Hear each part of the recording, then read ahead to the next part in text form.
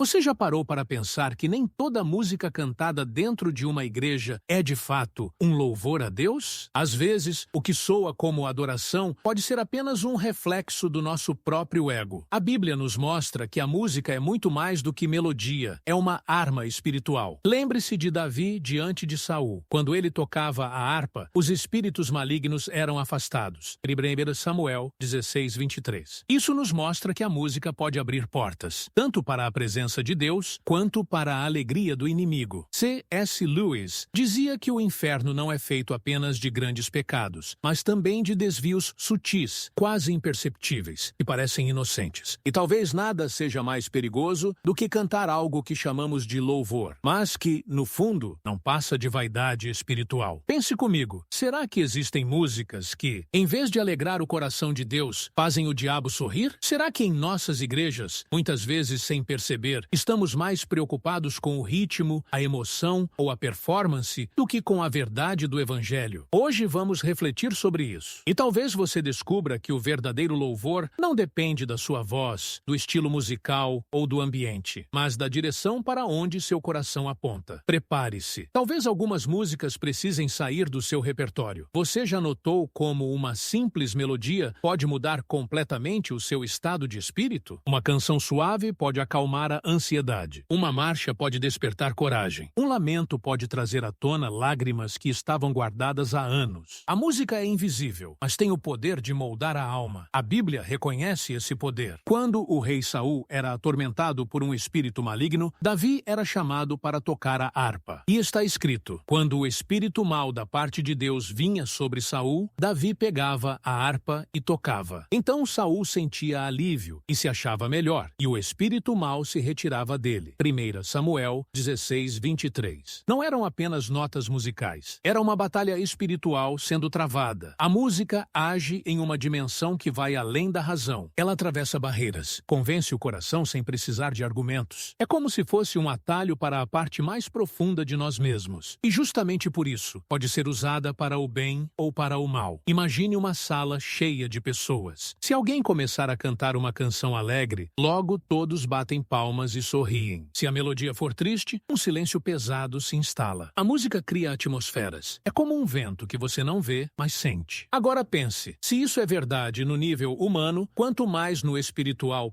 C.S. Lewis dizia que Deus fala conosco de muitas formas, mas o inimigo também tenta imitar a voz. A música, então, se torna um território em disputa. De um lado, o Espírito Santo, que deseja usar a melodia como um canal de adoração verdadeira. Do outro, o inimigo, que deseja transformar a música em distração, vaidade e até idolatria. Muitos não percebem, mas aquilo que você canta molda também a sua fé. Palavras repetidas em forma de música descem mais fundo do que simples frases faladas. Pense em como os hinos e cânticos permanecem em nossa memória desde a infância. Mesmo idosos com perda de memória conseguem lembrar-se de canções de fé que aprenderam décadas atrás. Isso mostra que a música fixa a verdade, ou o engano, dentro de nós. Mas aqui está o perigo. Se o conteúdo da música não aponta para Cristo, se distorce a palavra de Deus, se exalta o homem acima do Criador, então o que parece louvor se torna veneno. Um veneno doce, agradável ao ouvido, mas mortal para a alma. Talvez você já tenha experimentado isso sem perceber. Algumas músicas, mesmo ditas cristãs, podem provocar euforia sem arrependimento, alegria sem transformação, emoção sem verdade. É como se a música prometesse uma experiência espiritual, mas entregasse apenas um estímulo emocional vazio. Lewis costumava alertar sobre esses atalhos espirituais, momentos em que a pessoa sente como se estivesse perto de Deus, mas, na verdade, só estava experimentando o poder natural da arte. Não há nada de errado em se emocionar com uma melodia, mas não devemos confundir emoção com presença divina. Uma coisa é chorar porque a canção mexeu com nossas lembranças. Outra, bem diferente, é chorar porque o Espírito Santo nos convenceu do pecado e nos aproximou de Cristo. Veja como isso é sério. Se a música tem poder de abrir portas espirituais, precisamos perguntar constantemente: esta canção aproxima meu coração de Deus? Ou apenas massageia o meu ego? Imagine um culto em que todos cantam com fervor, mas as letras falam apenas de sonhos pessoais, conquistas terrenas e sentimentos passageiros. É como se estivéssemos convidando Deus para a sala, mas, quando ele chega, percebe que o foco não é ele. Estamos cantando para nós mesmos. E isso certamente alegra o coração do inimigo. A música, portanto, não é neutra. Ela educa a alma, forma crenças, prepara o coração. O louvor verdadeiro deve ser como uma janela aberta, permitindo que a luz de Cristo entre. Mas quando a música se torna um espelho que só reflete o nosso rosto, a adoração se perde. C.S. Lewis descreveu o inferno como um lugar de isolamento eterno, onde cada criatura se curva apenas sobre si mesma, incapaz de olhar para o outro. Pense nisso. Uma música centrada no eu é um ensaio para o inferno. Já uma música centrada em Cristo é um ensaio para o céu. Eis porque precisamos vigiar não apenas o que pregamos, mas também o que cantamos. O púlpito pode ensinar uma heresia em 10 minutos, mas uma música herética pode repetir a mentira centenas de vezes até que ela se torne parte da nossa fé. O inimigo sabe disso. Ele sabe que a melodia suaviza a mentira, torna-a aceitável, até agradável. Assim, aquilo que jamais aceitaríamos em forma de sermão, podemos acabar repetindo alegremente em forma de canção. Pense agora em você. Quais músicas têm formado a sua fé? Quais letras você tem cantado repetidamente sem perceber o que realmente significam? Talvez você descubra que parte da sua visão de Deus foi moldada mais por canções populares do que pela própria Escritura. A boa notícia é que, se a música tem poder para desviar, ela também tem poder para curar. Assim como Davi tocava a harpa e os espíritos malignos se afastavam, a música centrada em Cristo expulsa as trevas, acalma a alma e nos fortalece para a caminhada. Por isso, precisamos resgatar a seriedade do cântico cristão. Louvor não é preenchimento de culto, não é um aquecimento para o sermão. É, em si mesmo, um ato de guerra espiritual, um sacrifício de adoração, uma declaração de fé que ecoa no céu e faz tremer o inferno. No próximo capítulo, vamos mergulhar em uma questão ainda mais delicada: quando o louvor deixa de ser adoração. Porque não basta cantar sobre Deus. É possível cantar sobre Ele e, ainda assim, não adorá-lo à primeira vista. Parece impossível pensar que um louvor não seja adoração. Afinal, se estamos cantando sobre Deus, se mencionamos seu nome, se estamos dentro de uma igreja, então não é adoração? Mas a Bíblia nos mostra que a resposta é: nem sempre. Jesus confrontou os fariseus com palavras duras: este povo me honra com os lábios, mas o seu coração está longe de mim. Em vão me adoram, ensinando doutrinas que são preceitos de homens. Mateus 15, 8, 9. Aqui está a chave. Não basta cantar. É preciso que o coração esteja em sintonia com a verdade de Deus. Caso contrário, o louvor se torna apenas ruído religioso. C.S. Lewis, em suas reflexões, lembrava que até mesmo os atos mais piedosos podem ser corrompidos pelo orgulho. Uma oração pode se tornar vaidade. Um jejum pode virar espetáculo. Da mesma forma, uma canção pode se tornar apenas autopromoção. É quando a música que deveria exaltar a Deus se transforma em uma vitrine para o ego humano. Pense em algumas letras atuais que circulam em igrejas. Muitas falam mais de conquistas pessoais do que da cruz de Cristo. Falam mais do eu vou vencer, eu vou conquistar, meus inimigos cairão, do que da majestade e da graça de Deus. O centro da canção deixa de ser Cristo e passa a ser o eu. E quando o eu se torna o centro, a adoração desaparece. Imagine uma pessoa apaixonada. Ela escreve uma carta de amor, mas em vez de falar sobre a pessoa amada, escreve páginas inteiras sobre seus próprios sentimentos, sua beleza, seus planos. O amado lê a carta e percebe: não se trata de mim, mas dela mesma. É isso que acontece quando transformamos o louvor em um espelho do nosso ego. A adoração, para ser verdadeira, precisa ter como núcleo a revelação de quem Deus é. Não nasce da vontade de inflar nossa autoestima, mas da consciência da santidade de Deus e da nossa pequenez diante dele. É por isso que Isaías, ao ver a glória do Senhor no templo, não cantou sobre suas conquistas pessoais, mas exclamou: ai de mim, estou perdido, pois sou um homem de lábios impuros. Isaías 6:5. Sua visão de Deus o levou à humildade, não à exaltação própria. Quando cantamos músicas centradas no ego, algo grave acontece. Usamos o nome de Deus como pano de fundo para falar de nós mesmos. É uma forma sutil de idolatria. Não adoramos a Deus como Ele é. Adoramos a ideia de um Deus que existe apenas para realizar nossos sonhos. E essa não é a fé bíblica, mas sim um cristianismo domesticado, feito à medida do nosso coração. C.S. Lewis alertava que a maior artimanha do inimigo não é empurrar o cristão para pecados escandalosos, mas oferecer-lhe versões distorcidas da verdade. O diabo não precisa eliminar a adoração. adoração. Basta corrompê-la. Basta trocar o objeto central. Basta fazer com que cantemos palavras religiosas com intenções humanas. E aqui surge uma pergunta desconfortável. Será que, em nossos cultos, muitas vezes não estamos cantando para nós mesmos? Quando escolhemos músicas que nos fazem sentir bem, em vez de músicas que exaltam a glória de Deus, não estamos buscando a presença de Cristo, mas a emoção do momento. Estamos transformando o culto em um show. Não é à toa que algumas igrejas parecem mais preocupadas com a performance musical do que com o conteúdo das letras. Iluminação, ensaios, arranjos, tudo isso pode ser usado para o bem, mas também pode se tornar um substituto perigoso da adoração verdadeira. O público aplaude, a banda vibra, a emoção sobe. Mas será que Deus foi realmente honrado? O profeta Amós já denunciava esse problema em Israel. Afastem de mim o som das suas canções, porque não ouvirei a melodia das suas liras. Em vez disso, corra a justiça como as águas, e a retidão como um ribeiro perene. Amós 5, 23, 24. Deus rejeitou os cânticos de Israel porque eles estavam cheios de injustiça. Não havia coerência entre a boca e o coração, entre o culto e a vida. Isso nos mostra uma verdade profunda. A adoração não é medida pelo quanto cantamos, mas pelo quanto vivemos a canção que cantamos. De nada adianta entoar "Tu és santo" no domingo e viver como se Deus não existisse na segunda-feira. De nada adianta cantar sobre a cruz se, no cotidiano, evitamos negarmos a nós mesmos. C.S. Lewis dizia que a adoração é o estado natural da alma que contempla a Deus. É como uma criança maravilhada diante de uma fogueira, incapaz de não sorrir. Quando enxergamos a santidade divina, a música não é apenas uma escolha, mas uma resposta inevitável. Se a música não nasce desse encontro, corre o risco de ser apenas teatro religioso. Agora, pense comigo. Quantas vezes você já cantou palavras que não correspondem à sua vida real? Quantas vezes declarou "tudo entrego" sem realmente entregar nada? Quantas vezes cantou sobre confiar em Deus, mas saiu do culto ainda tomado pela ansiedade? Não estou dizendo isso para condenar, mas para despertar consciência. O louvor deixa de ser adoração quando as palavras não são acompanhadas de entrega. No fundo, cantar é fácil. O difícil é viver o que cantamos, mas é justamente aqui que Deus nos chama. O louvor verdadeiro não se mede pelo alcance da voz, mas pela profundidade da obediência. É a vida que dá peso às palavras da canção. Portanto, quando o louvor deixa de ser adoração, o culto se torna espetáculo, a música se torna entretenimento e a igreja se torna plateia. E nesse exato momento, o inimigo se alegra, porque sabe que, mesmo cantando, já não estamos adorando. Mas há esperança. Sempre há esperança. O mesmo Deus que rejeita cânticos vazios é o Deus que nos chama de volta ao coração da adoração. Ele não está em busca de vozes perfeitas, mas de corações quebrantados. Ele não pede melodias complexas, mas vidas dispostas. E é justamente sobre isso que vamos falar no próximo capítulo. O som que alegra o céu. Porque se existe um tipo de música que entristece o coração de Deus, também existe uma que alegra o céu inteiro. Se existe música que alegra o inimigo, também existe música que faz o céu inteiro se mover em júbilo. A Bíblia nos mostra isso repetidas vezes. Quando o povo de Deus canta com o coração rendido, algo acontece no mundo espiritual. Os muros caem, os céus se abrem, a presença de Deus se manifesta. Lembre-se de Josué diante de Jericó. O Senhor ordenou que o povo marchasse em silêncio por 6 dias, e no 7º dia desse, um brado acompanhado pelas trombetas. Josué 6. Aquilo não era apenas uma estratégia militar, era um ato de fé. O som não brotou da autoconfiança, mas da obediência à voz de Deus. E os muros caíram. Esse é o poder de um som que nasce da fé. Veja também Paulo e Silas na prisão. Por volta da meia-noite, com os pés acorrentados e o corpo ferido, eles oravam e cantavam hinos a Deus. E de repente, um terremoto sacudiu os alicerces da prisão. As portas se abriram e as correntes se soltaram. Atos 16, 25, 26. O que aconteceu ali não foi coincidência. Foi a resposta do céu ao louvor verdadeiro. Um louvor que brota não das circunstâncias, mas da confiança em Cristo. C.S. Lewis dizia que a adoração é a respiração natural da alma diante da grandeza de Deus. E quando essa respiração se transforma em música, o céu reconhece sua própria linguagem. Porque a verdadeira adoração tem 3 características que a tornam inconfundíveis. Ela é centrada em Cristo, enraizada na palavra e transbordante de vida transformada. Um louvor centrado em Cristo, o Apocalipse, nos mostra o cântico eterno do céu. Digno é ao Cordeiro que foi morto. Apocalipse 5:12. O centro do louvor celestial não é o ser humano, nem suas conquistas, mas o Cordeiro de Deus. O som que alegra o céu é aquele que exalta Cristo acima de tudo. Quando a igreja canta sobre ele, quando a cruz é lembrada, quando sua ressurreição é proclamada, o céu se une ao coro. O louvor verdadeiro é cristocêntrico. Ele não se perde em exaltação ao ego, mas declara a glória daquele que venceu a morte. Um louvor enraizado na palavra, o salmista escreve: escondi a tua palavra no meu coração, para não pecar contra ti. Salmo 119:11. Quando a palavra está no coração, o louvor se torna uma extensão da Escritura. Não é mera repetição de frases vazias, mas uma proclamação da verdade revelada por Deus. Hinos e cânticos que resistem ao tempo não são aqueles que seguiram modas, mas aqueles que nasceram da palavra. Eles carregam doutrina, teologia, verdade eterna. São como raízes que mantêm a árvore firme em meio às tempestades. O diabo não teme melodias bonitas, mas teme verdades cantadas com fé. Porque sabe que uma igreja que canta a palavra é uma igreja que não se deixa enganar. Um louvor que transborda em vida por fim. O som que alegra o céu não termina na boca. Ele se prolonga na vida. É como Paulo escreveu aos Romanos: ofereçam o corpo de vocês como sacrifício vivo, santo e agradável a Deus. Este é o culto racional de vocês. Romanos 12:1. A canção que Deus mais deseja ouvir é a vida entregue em obediência. É quando a letra se transforma em atitude, quando a melodia se traduz em santidade. Nesse momento, a música deixa de ser apenas som e se torna testemunho. Pense em como seria poderoso se cada vez que cantássemos Tu és Santo, nossa semana refletisse santidade em nossas escolhas. Se cada vez que entoássemos Seja feita a Tua vontade, nossas decisões fossem guiadas pela obediência. Esse é o louvor que não termina no culto, mas se prolonga em cada respiração. O reflexo prático em nossas igrejas, ó louvor que alegra o céu, não precisa de instrumentos sofisticados, mas de corações quebrantados. Não depende de grandes palcos, mas de verdade interior. Pode ser entoado por uma multidão em uma catedral ou por um único crente em seu quarto. O que importa não é a forma, mas a essência.